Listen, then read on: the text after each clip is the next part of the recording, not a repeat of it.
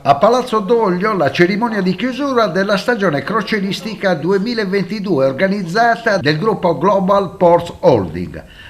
A presentare i dati finali dell'anno Raffaella Del Prete, General Manager dei porti italiani facenti parte del gruppo con Cagliari, Catania, Taranto e Crotone. Cagliari Cruise Port chiude il 2022 con 123 attracchi e circa 152.000 passeggeri, con una programmazione 2023 che lascia intravedere risultati vicini a quelli del 2019, il periodo pre-crisi.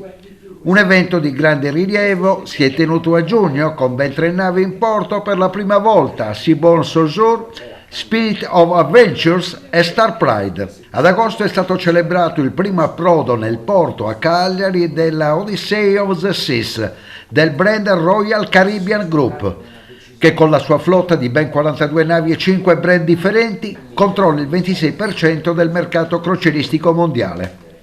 Con l'obiettivo di incrementare gli scali di navi crociera nel capoluogo isolano, Cagliari Cruise Port parteciperà a metà 2023 al Seatrade Cruise Global di Miami, la più importante fiera del settore nel comparto crocieristico a livello mondiale.